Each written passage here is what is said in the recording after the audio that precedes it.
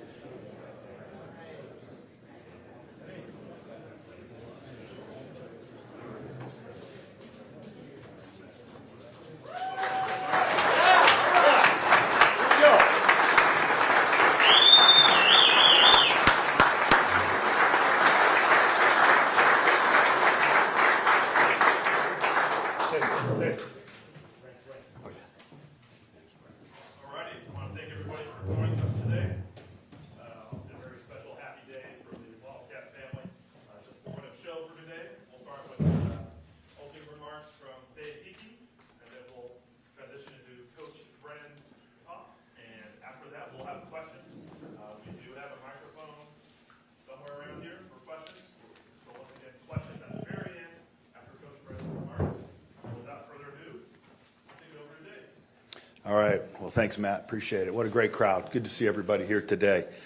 Big day in Arizona history. I do want to make one point. One of our key people is unable to be here today, and that's Dr. Robbins. He sends his greetings, and he's talked to Coach, and but he's a little bit under the weather today, and for everybody's safety, he's not able to be here, but he's here with us in spirit. So, as I said, this is really a landmark day for Arizona football, Arizona athletics, our institution, Southern Arizona, and certainly the city of Tucson. After we went through a pretty swift process, we're moving forward. We've got our new head football coach. I want to start right from what's most important. I'm thrilled, I'm excited, I'm proud to have our new head coach, to have Brent Brennan as our new head coach, the new leader and the new head coach of this football program. So I think that deserves a round of applause. And, you know, with every head coach, and certainly in the athletics world and the coaching business, a good team around you is really important. And Brent has that, and we welcome Courtney, Casey, who's here with us as well. Their two other children, Scotty and Blake, who aren't here but I know are here in spirit and maybe watching it online as well. But it takes a great team, and we welcome you to this incredible family here. In a sense, we welcome you back home to Arizona. So there's tremendous opportunity, there's tremendous excitement, there's tremendous enthusiasm for this next historic chapter. The base has been set, high-level success, a national attention on this program, national rankings, competing for championships, being an elite football program, and players, both past and present, a brotherhood that is special at Arizona and in this football program, and a brotherhood that exists today, a group of players that has done so much that are in this locker room right now that have made it happen. I know, as I say, I know our players, both past and present, our staff, our students, this university community, our loyal supporters, many of them that are here today with us. You'll love Brent Brennan. If you haven't met him yet and you don't already know him, you will love Brent Brennan. You'll love what he stands for and what the vision of excellence that he has. It's more than just football in his life, but football is a big part of it. Much of that centers around his strong connections and the legacy that you'll hear more about, I know, as we go through today. What about Coach Brennan? He's genuine, he's authentic, he's a real person, he's a man of the greatest, highest integrity, great character. He cares about people. And I think I've learned that in my time around Brent. He invests in relationships, he invests in people. That's important to him, and it goes a long ways, and that's what one of the big things that impresses me about him. So now, along with that, incredible energy, laser focus on success, on competition, and yeah, there's an intense competitive drive and edge to him. So look out when that comes around the corner. But again, back to the person. When I'm always around him and when I talk to people, the thing that comes out mostly is the glass is always full with Brent. It's always full. It's not half full. The glass is always full. And that's pretty powerful, and that's infectious, and that's what why people rally around him. So he's got a strong appreciation for this program, his long and significant connections with Coach Tomey, those principles, those philosophies, that passion for Arizona football with Coach Tomey. And I get a little emotional. I really do. That's the recipe for success. Nancy, we're really proud to have you here, and I'm glad you could join us. I know that you're important to this whole family who's joining us. So for Coach Brennan, it's about his student athletes, first and foremost. It's about his players, and creating an environment that embraces excellence on the field, in school, in the classroom, in the community, and in their lives. And that's what this program's always been about. That's what our entire athletic program's always been about. And so back to where I started. I couldn't be more thrilled and excited about the man that sits next to me. I stood in front of our players yesterday, and I was fired up. I was really fired up. And so help me in welcoming the next, our head football coach, the new head football coach, Brent Brennan.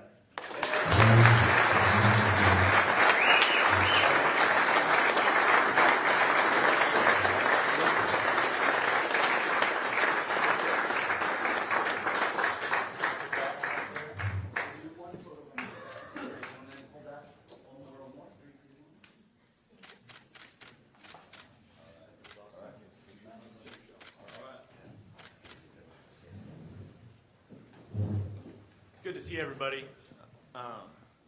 Thank you, Dave. I know he already introduced my wife and daughter who are here, but you know, Courtney and Casey, it's awesome having you here. And if I didn't mention you, I'd be that guy that didn't mention you, and I don't want to be that guy. But Courtney is our rock. She's a coach's wife to the core. She's been around every locker room. She's been a part of every huddle. not an easy path, but a incredible journey. And so I'm super just grateful for you. And Casey and the Brennan kids, you know, two of them are in college now, but the youngest one's still in high school. And I think this is, you know, he's so excited about this. And he's also sitting there going, shoot, I'm 16 and now I got to leave my friends and family, or people here. So, Scotty, I hope you're watching. Love you. I really want to thank President Robbins and Dave Hickey for giving me this opportunity. Like, my excitement about being here is over the top. I haven't really walked around here in a long time. A couple years ago, we were here for the bowl game, and this building had not been renovated yet. It looks nothing, or it looked then nothing like it looks now. The thing is unbelievable. I had no idea of just the commitment to facilities and the upgrades that have happened here, you know, from Dave and from President Robbins and from like an incredible amount of donors and people that care at a really high level to build something really special here. And so I've been walking around today with a member of my staff who's come over with me from San Jose State, Ben Thenis, and it's been awesome. It's like we are really excited about just how welcoming everyone has been and how amazing just walking around the university is and seeing these upgrades. It's been 20 years since I've really walked the campus, right? So got a chance to meet Coach Lloyd today, which was awesome. So there's just a lot of really cool things, and I'm really grateful for the reception. I say all these things because I think people make the place special, and I'm absolutely all about people, and that's what has been really cool. It's just the outpouring of love and affection that I felt for, you know, from everybody here in town, the community, everywhere, social media, whatever. It's the outpouring of you know, well wishes and you know, people excited about us being here. You know, Nancy, I can't even look at you right now, but the impact that I know that Dick and Nancy had on this university, but really on my path, it's embarrassing a little bit. I don't think very often in your life, when you work, you think about somebody every day, like somebody, but that's what Coach Tomey's been for me. He's been the guy that every single day I think about, what would Coach T do here? Coach T would kill you for what just happened in this game. You know, that kind of stuff. We just love you and we miss him. And again, people make the place, and you know, Dick and Nancy made this place home for a long time, and obviously did a lot of incredible things with the football program. I started as a GA here in 2000, and I shared a supply closet with Dave Fitt, who's currently, you know, Wildcat, you know, free safety, strong safety, tough guy. One of the, you know, I would say one of the real Tomey guys, right? Walked on, did it the hard way. He's, you know, and he's now special teams coordinator for the Detroit Lions. And so I had this awesome moment. It was yesterday morning. I knew I was coming here, and I called him. I went for a walk like 5 in the morning in Los Gatos, California, this little small town we live in. And he picked up the phone. You know, he's getting ready for a big game this week. You know, he picked up the phone and he immediately started screaming. And you know, his choices of words I can't repeat, but it was so exciting. We just had this incredible moment where we're both like screaming at 5 in the morning in Los Gatos, which you don't know, sometimes that can get the police on you pretty fast, you know. But it was just this incredible moment because he and I sat closer than this in the supply closet in the old offices. You know, at the time, my wife and I were newlyweds. And there's just been lots of life since then. You know, 3 amazing kids, all kinds of, you know, football journey.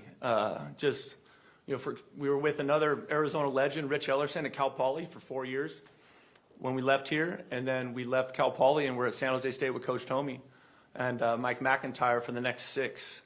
And, you know, the experience of having that much time with Coach Tomey was really special, and just the toughness and the enthusiasm, but so much of how I'm built is because of what he instilled in me. And really it starts with the players. It starts about loving your players and caring about your players. It's about player first. I mean, you know, person first, player second. And that's how I built every program or every position group that I've ever been a part of. And then went to Oregon State with Mike Riley, and you know, Mike was an awesome head coach and a really successful head coach, and I learned so much from Mike, and I was there with him for 4 years and Gary Anderson for 2.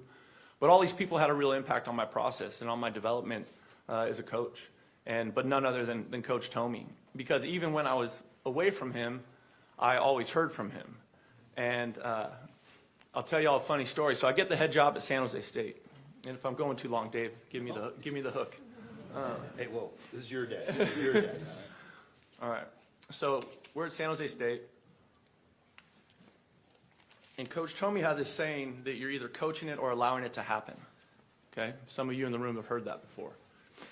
And so we had just lost to Hawaii. It's my first year at San Jose State. And I see Brandon Sanders over there nodding his head on that coaching it or allowing it to happen phrase. So in the game, we're playing, and it's a close game in the fourth quarter, and it's my first year, and we're not very good. We're still trying to get it on track. And we are down 2, and we intercept or we give up a touchdown, and they kick it off, and we score. We return a kickoff for a touchdown. But from 10 yards, maybe 20 yards out, maybe Ben, 20 yards out, one of the lead blockers and the returner high-fived all the way down the sideline as they scored. And then they got in the end zone, and there was like this big choreographed end zone celebration. Okay, so long story short, we lose the game. And I'm standing in front of the tunnel in Aloha Stadium, and I see Coach Tomey walking towards me. And when you were in trouble with Coach Tomey, he walked with you with like a little bit of a forward lean.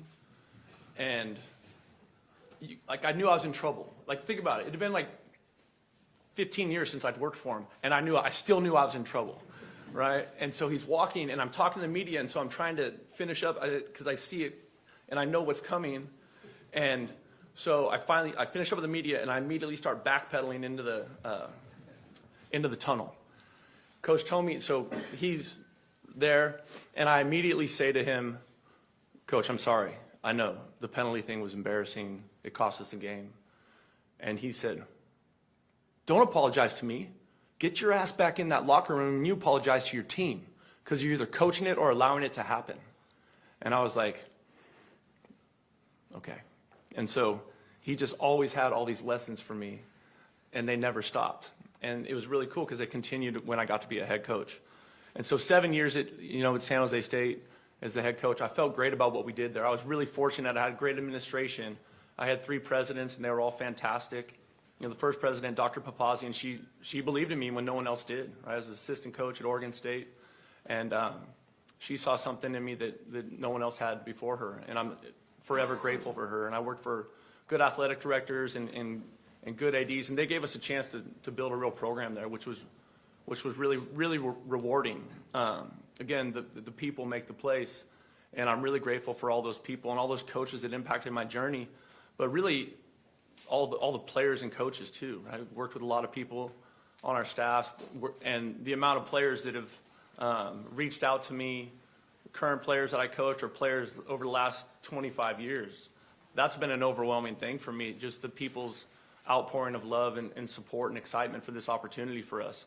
And so, when I look at the opportunity here, all I can say is that I am incredibly honored to be the head coach at the University of Arizona.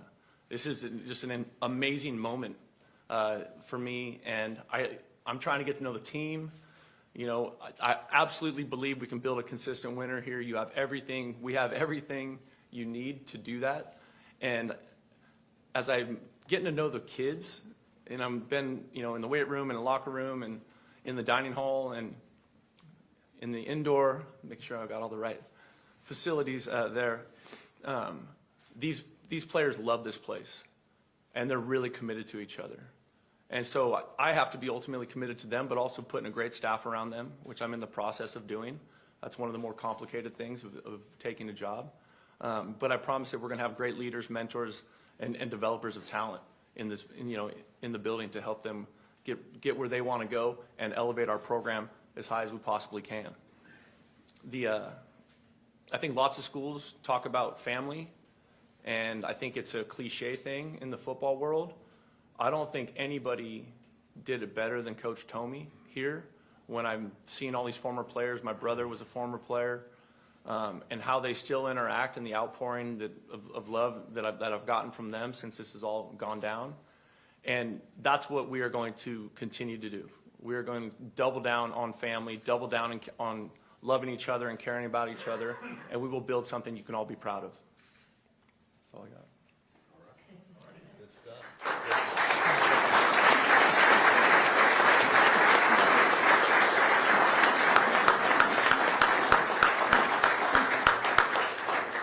We're going to open up for questions. We have mics to bring to you, so if you raise your hand, we'll get them in order. I saw Justin and Michael Lev go first. Please introduce yourself and your outlet. Dave Kelly third. When starting your question for Coach Brent or for Dave. Justin Spears from the Arizona Daily Star. Brent, welcome to Tucson. Thank you. What can you say about just your time here at Arizona, and do you have any fond memories of living in Tucson? Oh shoot, absolutely. It was it was a fun time because Courtney and I had gotten married. We got married while we were here. I think we took the job in March. It was Coach Tomey's last season here, so it was also like a welcome to college football. Just how challenging and hard and complicated it can be. But I was a graduate assistant. She was paying the bills as a high-powered pharmaceutical sales was the job then. Our big date night was it Wildflowers? Was that right? That was our big date night. It was really fun because it was also special because at the same time my brother was playing for us, and the staff was so special, right? Like that's Rich Ellerson, Dwayne Aquina, Dave Phipp, Dino Babers, Rob Ianello. I mean, just a lot of really great. Lisa Bravo, I saw her in the building today. Just that part of it. I think that's such an important part. Coach Tomey was really good at that. I think we're really good at that, is making sure the environment is someplace that everybody wants to come to work every day and be there with people that you care about and are willing to invest the amount of time and effort that it requires to be good at football. And gosh, we had a great time. It was a great time here, yeah. And then what can you share with us about the team meeting, the players' reaction, and what you're expecting the roster to potentially look like this upcoming season? Okay. It's a lot of questions in one. There's a lot there. I'll say it was a good day. It was a good announcement. I'll let you think about all those questions that were in the middle of that. But hey, it was great. It was great to stand in front of the team and present them. Coach, they're excited. I know it was a really positive environment, and I know I've had a lot of really good feedback. So I was just really honest with them. That's how I operate, And so I get it. Like they're a little bit hurt, right? Like it's tricky like that. And the reason I can say that is because I just did that to a team yesterday, right? Like yesterday morning before I got on the plane to come down here, I had to meet with the team at San Jose State. It was really, really hard, really, really emotional. And if you do build it right, and if your team is connected on a level that gives you a chance to be successful on Saturdays in the fall, they are going to be super connected. So when a piece of it leaves, there's going to be some fallout, right? And so I was just honest with them. I just asked them to give me a chance to earn their trust. We'll treat each other with respect, and the trust will be earned over time. And that I promised them I'd surround them with a great coaching staff and people that care about their development and who they are as men. We'll go to Michael Lev and then David Kelly. Yes. Hi, Brent. Michael Lev with the Arizona Daily Star. First, a question for both of you.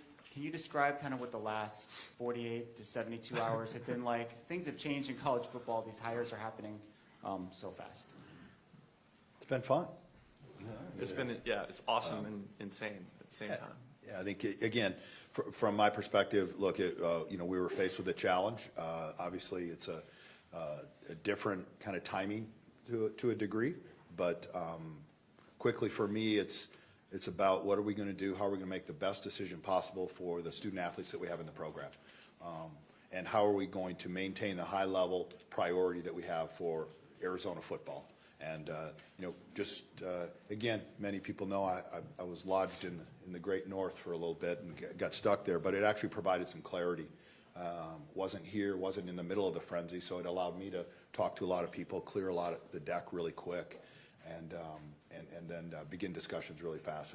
Things move fast. I think that's just the nature of it, and it's been, it became pretty clear as I kind of cleared the deck where I wanted to go, and And then the conversation started really, and we put it together.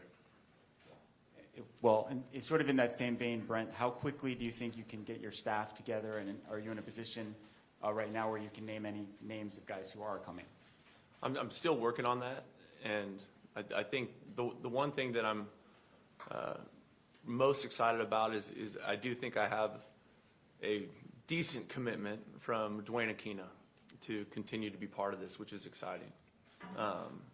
And just the teacher he is, the person he is, the leader he is, I'm excited about that. And so the other pieces are still moving, and I do think that my priority since I've gotten here is a balance of trying to get to know this team and spend some time around the team and meeting one-on-one with some of the players, and then also meeting with some groups of players, because I'm just trying to get to know them, but more importantly, I'm trying to give them a chance to get to know me, because like I mentioned, they're kind of in a tough spot, and with the way the rules are now, right, like anyone can leave at any time, and so that's just the nature of college football. And so how quickly can I start to get to know them, how they can get to know me, we can start to build a connection and believe that the best way to move forward is right here at the University of Arizona. We go front here, David, and then Jason in the middle. Brent, David Kelly from Wildcats Radio 1290. Two questions. How would you describe the disappointment of not getting this job 3 years ago? And then in terms of, coming here now, what was the first lesson that Dick Tomey taught you? Well, I think when we were here, 23 years ago, we really liked it. We thought, we knew it was a special place, kind of a place that you always hoped you could get back to somehow. You don't always know how that works, and you don't always know if you're going to have a chance to in the profession. But 3 years ago was a tricky one. I was certainly disappointed, right? The place, you guys know how special it is. If you guys didn't think it's special, you guys wouldn't all be here. You know what I mean? The place is really special. So there was disappointment, but there was also, I had to get a team ready. It's like the middle of COVID. I had to get a team ready for a bowl game. It was like we were laughing about it last night. There's just a really messy week in terms of our team, San Jose, all those things. And but the truth of the matter is, I think I was at a great place and I had a great job, and this was a great place that I was interested in, that I had a chance to interview for. And I think if you want to talk about Coach Tomey, the harder it gets, the better we play. Okay, I didn't get it, but I need to keep doing a good job at San Jose State, so that at some point down the road I might have a chance to go back there. And that's what I thought of. And the first lesson you taught you? The first lesson he taught me? Oh, man.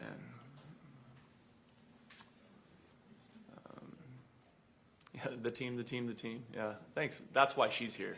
All right. Courtney Brennan, let's go. All right, babes. You're hired. But yeah, absolutely. It's always about the team, which I know is a Bo Schembechler, part of Coach Tomey's journey was, GAing for him. And so, but and I think that's a hard thing to create in today's college football. Right? I think that's one of the things that gets most challenging, because you have, this guy's making more money than this guy's thinking about going, this guy's thinking about staying. It is complicated, but I think the guys that you see having the most success are the guys that do a great job at building the team. Jason in the middle, then we'll go to Troy in the front. Hey, Coach, Jason Shear, Wildcat Authority. Have you had that moment, I know it's been a whirlwind, but have you had that moment where you kind of reflect and go, man, I'm at Arizona?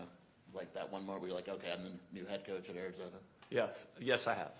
I had it this morning. I was walking with Ben Thenis, who's coming over here with me from San Jose, and we got off the elevator in the wrong place in the building. And we ended up outside, and we walked out on the concourse there, and on the Jumbotron, it was that picture, and it says, welcome, Brent Brennan, head coach. And I'm just looking at the stadium, the sun was kind of coming up. It was this awesome moment. And yes, that was it. I was like, oh my God, let's go. I was so stoked.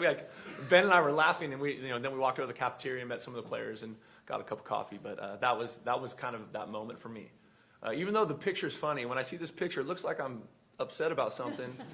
I actually smile quite a bit when I coach.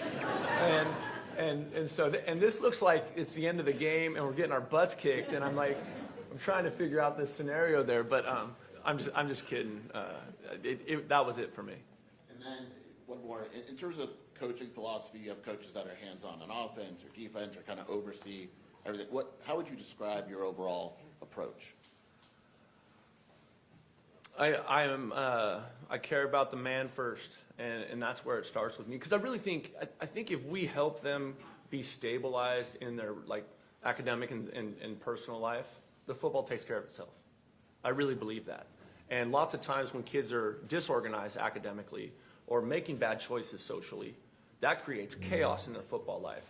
And really at the end of the day, like for so many of these young people, football is the driver. Like football is what they care most about, right? So how can I help them get their stuff together academically? How can I make sure they're on a good path that way? How can I give them the resources, the people, and the opportunities for their personal life to be stable, right?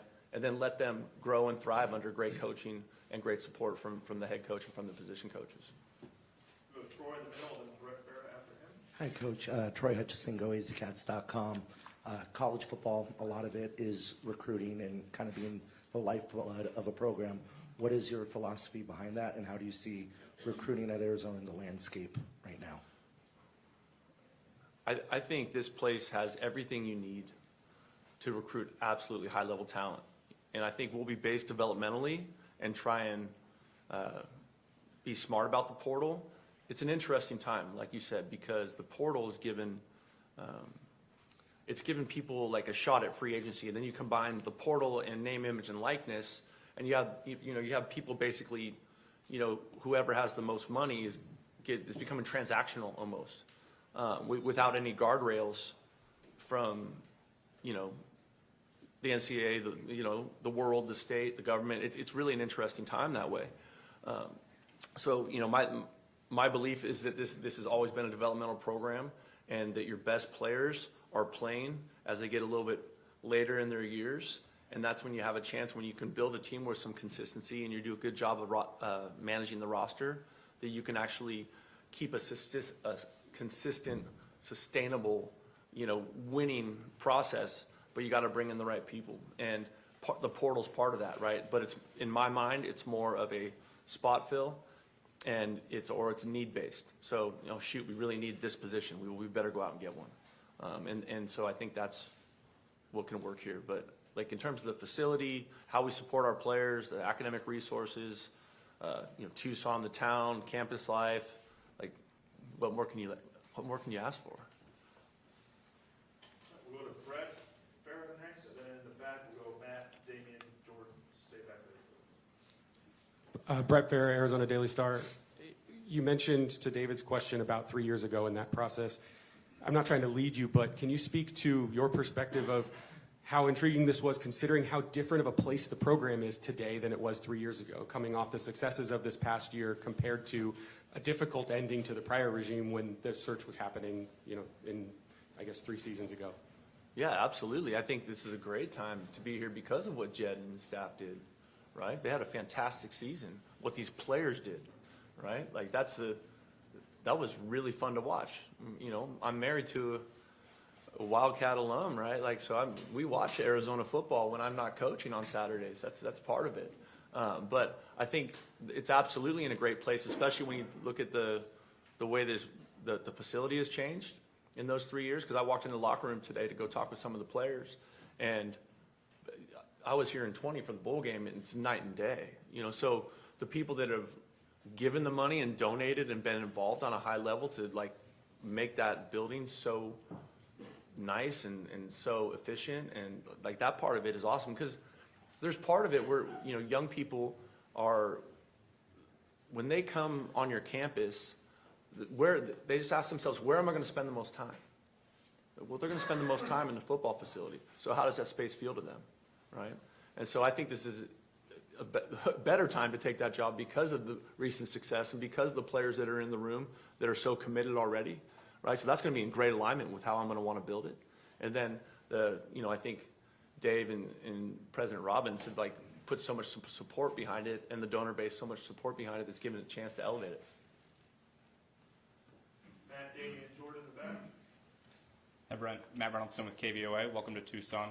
You touched on player development just a little bit, but coaching receivers under Mike Riley and then getting 7 years to run your own program.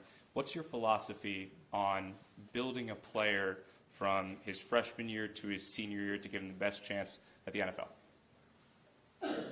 That is a big question. So I think it starts with, recruiting the right young people. I think there's a certain contingent of young people coming up right now that they like getting recruited. They don't necessarily like playing football. I think there's it's fun to get 20,000 likes and retweets because you had a nice one-handed catch in your 7-on-7 thing.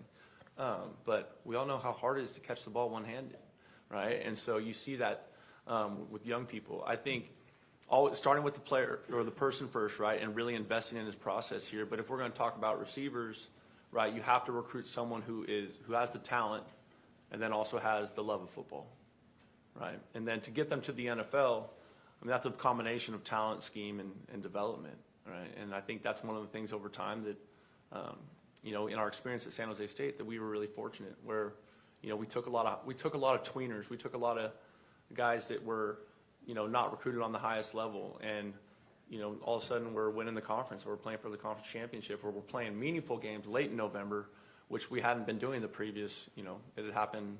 I think when we got there, we'd had 3 winning seasons in 30 years.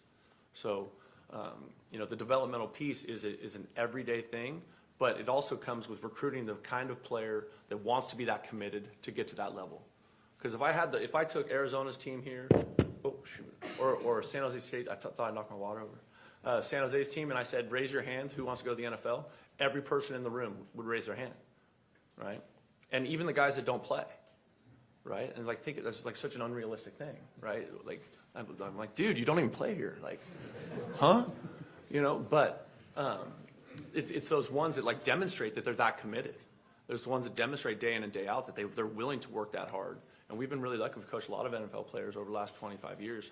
But I think any coach that's coached an NFL player would tell you that guy was an insane worker and just supremely committed. And then you match that kind of high-level commitment with high-level talent, and now you're in the top 0.5% of 1% in the world, right? Damien and then Jordan back.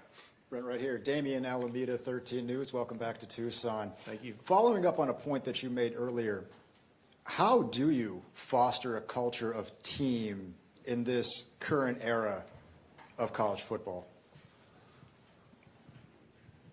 We worked really hard at that over time, and honestly, Coach Tomey was a lot of the foundation for that. Not just the team, but Coach Tomey was the first head coach I was ever around that actually did active team building, and got football players together and in small circles and breakout sessions and talking about really intense stuff. And what it did was it built connection, right? Guys found common ground, and over the years, I've sat in so many of those circles, and it's amazing because in order to play for each other and to really put in the work that it takes to be good at football, they have to care about each other, right? And how do you get them to care about each other? They have to know each other on a deeper level. It can't just be what's up, dude, in the locker room. It's not enough. And so you have to get them talking about real stuff so they get to know each other. And so we've done a bunch of team building, a lot of really fun exercises. At San Jose, we've done them on Friday nights before a game with the team, or we've also done them, throughout the whole off season. And it's Nancy, I would say it's a collection of. It started with Coach Tomey stuff, but over the years I've talked to lots of other head coaches and built it out from there. And it's been a really good thing for us in terms of the guys getting to know each other, because it is getting harder to do that. It is getting harder, but I think also if the person up in front is ultimately committed to it, it has the best chance for it to be successful. And that's what I am. Go to the back to Jordan and then Mr. Hanson after that. Hi, Coach. Jordan Ham, Sports 360 AZ. How did you grow as a coach after you didn't get this job 3 years ago that made you ready for this time around? I think it was, at the time I wasn't really looking at it in terms of how it would play out with a chance at another shot at Arizona. It was really trying to get better at San Jose. And that year that year was the first winning season we'd had. You know, we won the Mountain West championship, and so then that was like, how do I sustain that? Like, how do we find a way to be sustainable at San Jose? Because so this year, 22 and 23, this was the first back-to-back winning seasons since 91, 92, Ben, I think that's right. And so coming out of 20, like we went 5 and 7, and it was a massive learning experience for us because we're like, okay, where did we not? And what I learned in that time is that after that successful year, like I needed to like push harder.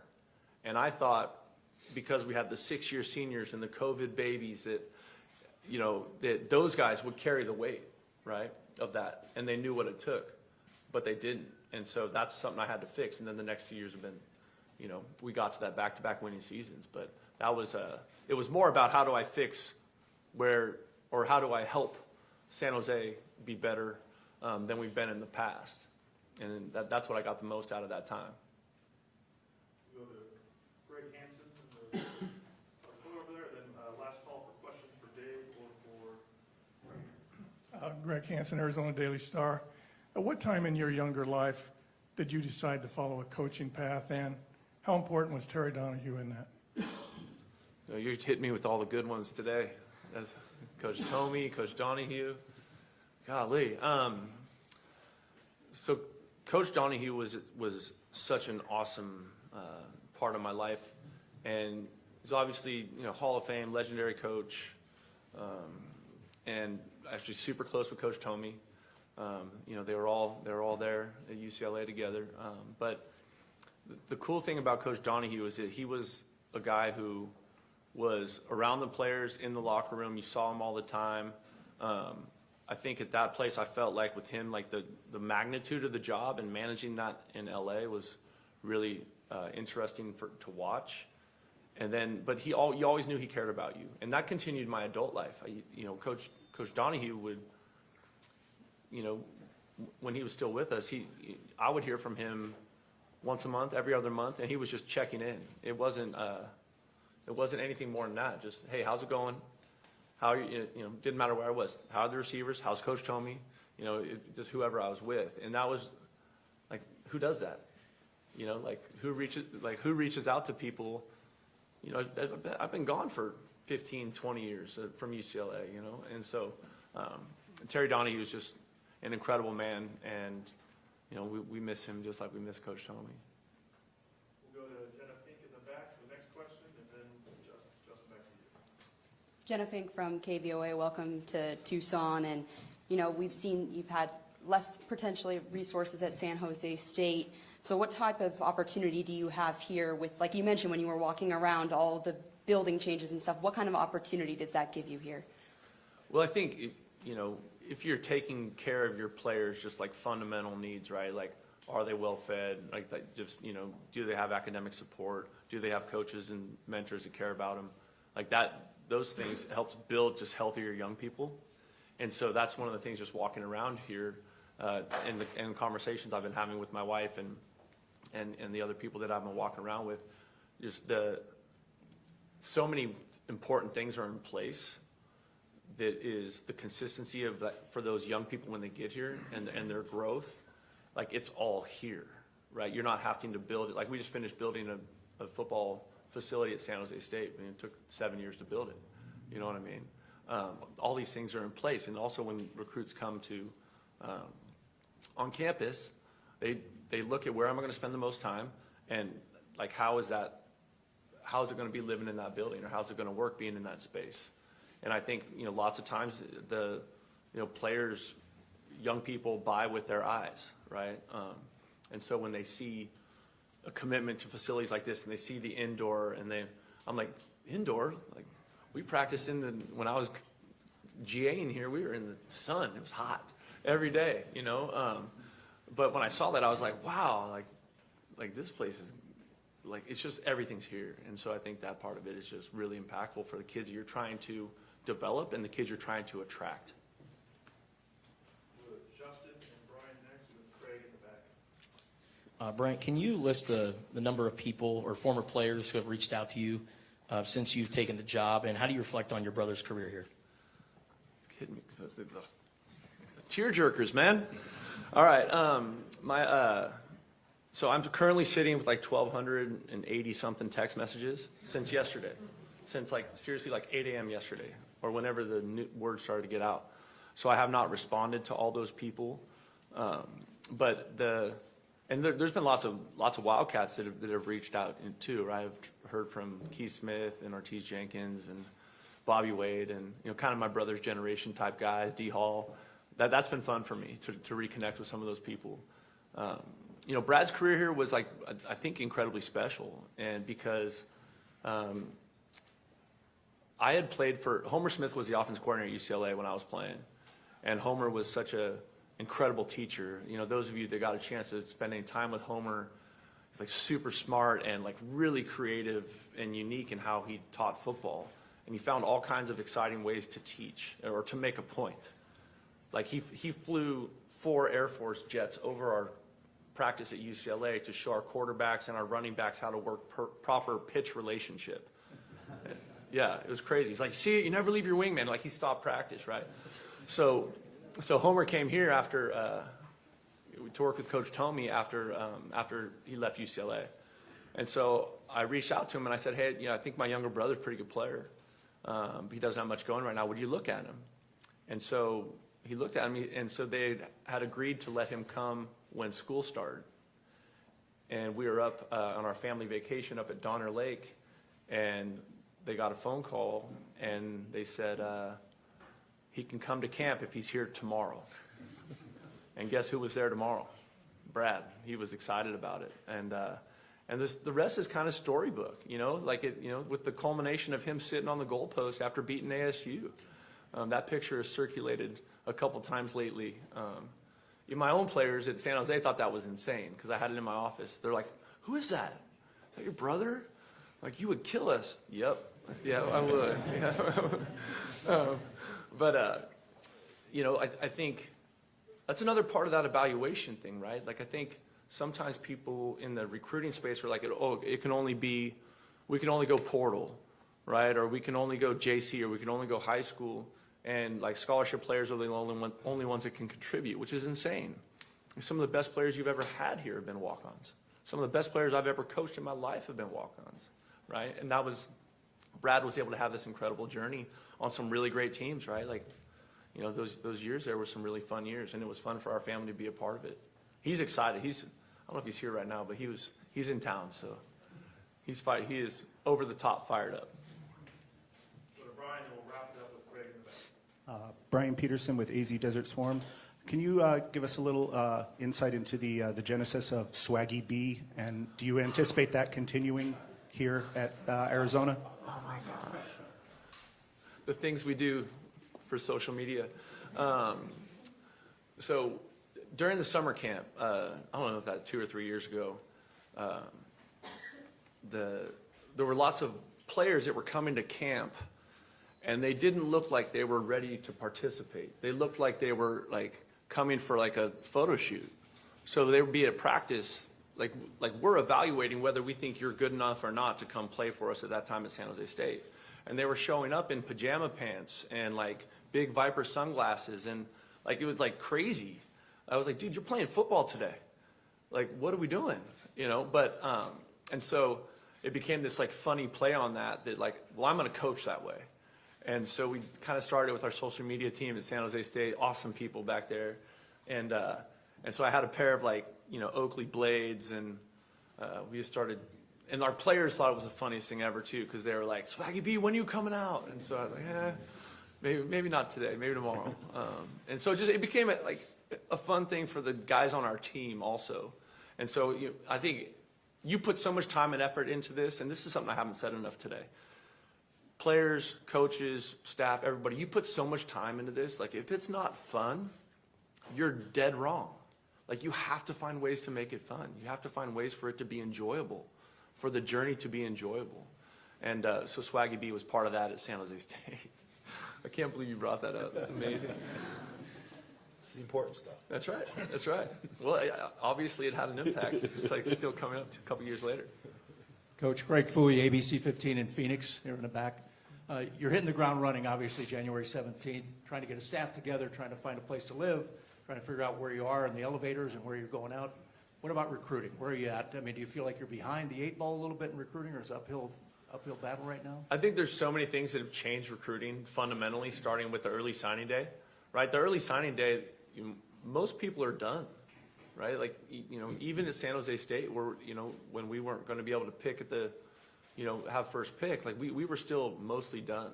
And then philosophically there at San Jose State, we also changed, we would go into spring practice and we would always save 4 to 6 scholarships because we would want to go through spring practice and say, like, hey, it looks like we're not good enough at, this position, and so we need to go find one. Now the avenues to find them are much better because you have the portal, you have junior college football, and you have high school. And because people are recruiting so heavily in the portal, you have a bunch of really good high school players that, like right now, when we get back on the road, the players, the assistant coaches in January and in spring recruiting are always come back to me and they're like, you won't believe this kid. He's at so-and-so high school and he has nothing. And then you're watching the film, and I think there's a real opportunity to upgrade your roster because people are not recruiting high school and junior college players as heavily as they were. Everyone's so focused on the portal. So. All right. Thank you, Coach. Thank you, Dave. Thank you, everybody here. All right. Thank you.